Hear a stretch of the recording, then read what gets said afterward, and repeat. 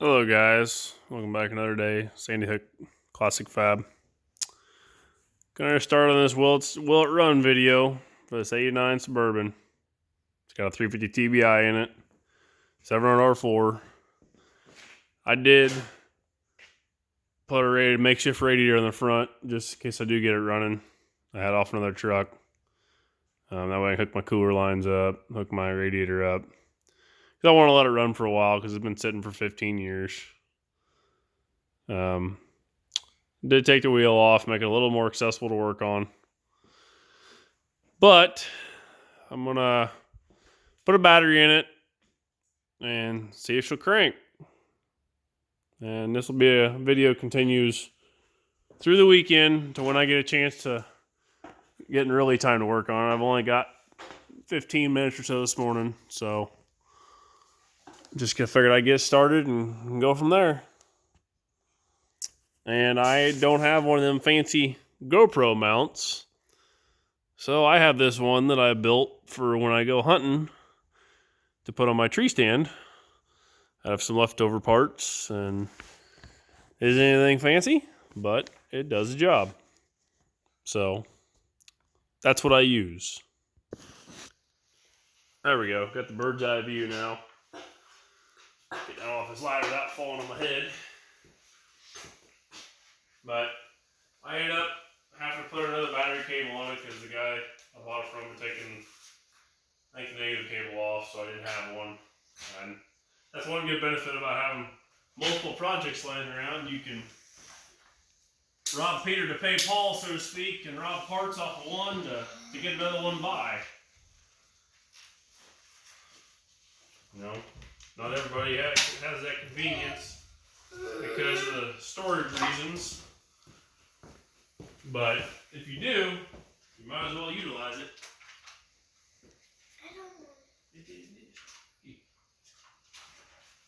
That way you can keep parts and cobble this stuff back together when you need to get you by.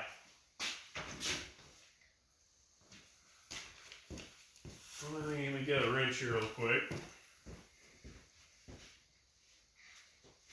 I'll get this battery stuck on and get my little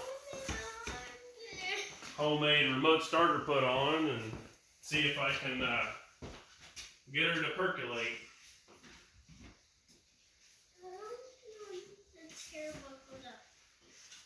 I'm not guaranteeing it's going to do anything to start with, but you never know until you try. Let's see. That's the problem about having 4 projects going at once. Your tools are scattered everywhere, and if you don't get them put away, you can lose track of them pretty quick.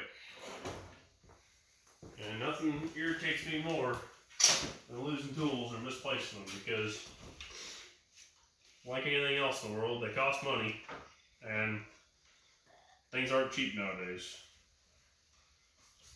My old man worked on tractors for 50-some years, and he always told me that tools, wrenches, don't germinate very well out in the ground, out in the pasture or the field. So doing a roll call and double checking when you get done working on something when you're outdoors, making sure you got everything before you leave the site is a definite must. Like I said before, we're still debating if this is $49,000 or $149,000. I'm thinking it might be $149,000, but that's not a big deal to me. As long as it runs good and isn't wore out, doesn't have a whole bunch blow by, it'll be just fine for what I'm going to use it for. It's just going to be in a cruiser vehicle for my father-in-law. Not going to be a daily driver, nothing like that. So I'm going to hook this battery up and see what we got. Well, we got a buzzer. That's a start. That means something's connected yet. Rats didn't chew everything up.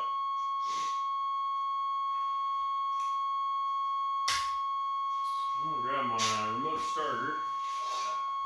My build. Get it fired up here.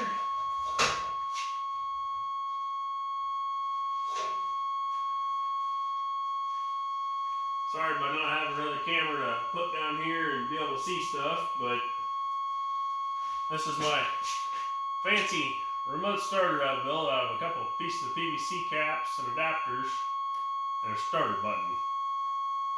I could have went and bought one, but I don't like spending a whole lot of money if I don't have to, so if I got something at home that'll work, why not utilize it? I did buy 2 new gator clips for the end, so I guess I spent a little bit of money, but I got like $4 or $5 in it, I think, which they're not that expensive. You buy them on Amazon or O'Reilly's or something, but I just like making things homemade versus buying stuff. So, I'm gonna make sure the transmission's in neutral since there ain't got no interior. The leakage is out here.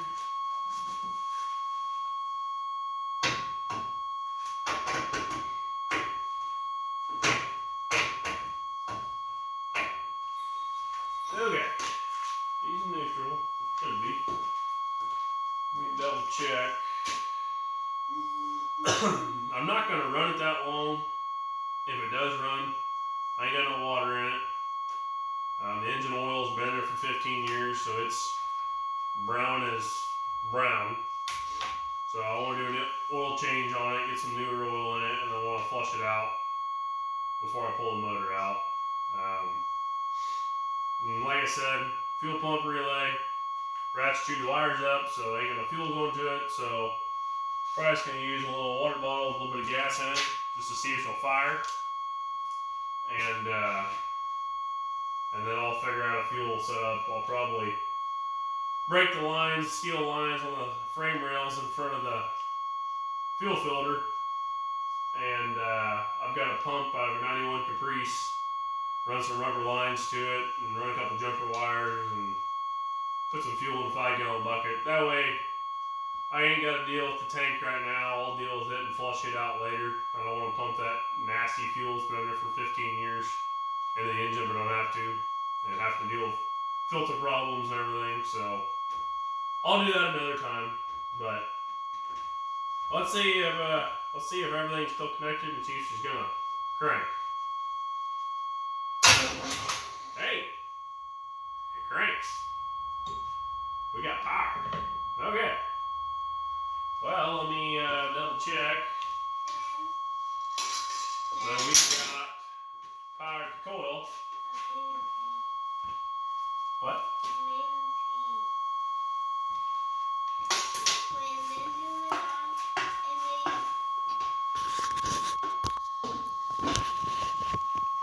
I bet since he pulled the dash out that I don't have any power in my coil. So double check and look. See what we got here. Well, we got power there.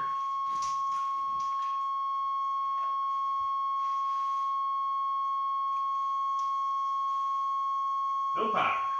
Okay. Well, I'm trying to remember which wire. Let me get my cable here. I'm trying to remember which wire behind the dash here. Man, I wish I could find that buzzer and shush it up. I think it's that one. Goes in the back of the ignition switch. So we'll pull some jumper leads here and we'll see if we can get some thunder.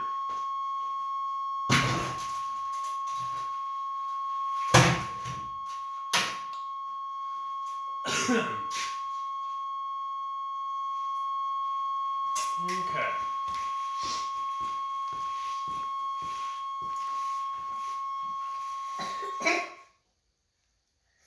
Well, the buzzer shut off.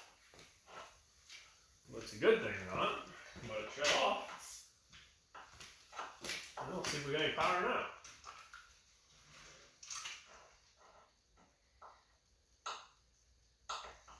Aha! We got power. Okay. Well, we'll try this again. I'm gonna put just a little bit of gas down the old throttle body. See if she'll pop off. Just to get me feeling good before I pause this video. Okay, here we go. Hey, she's wanting to come alive. Not not a whole lot of work either. She needs some more, Dad. Yeah. She needs the Suburban needs some more things to make it stay running. It does need some more things to make it stay running. Okay, we're gonna try again. You ready? Yep.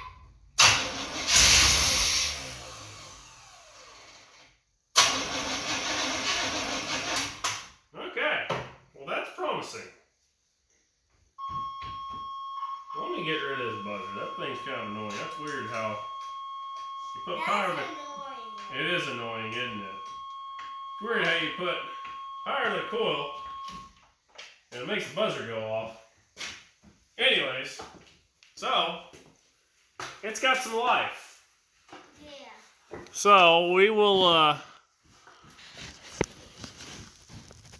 get this off here without busting my camera. We will continue this video when I get around to it this weekend. I don't have a whole lot of time today, and it's a little bit chilly outside. But hey, it's got life to live, and it wants to come back to life. So we'll put some coolant in it, change the oil, drain the oil, put a new filter on it, put some new oil in it. That way it's a little bit cleaner, not throwing that dirty stuff all around. And we'll see if she'll purr and see how well she runs.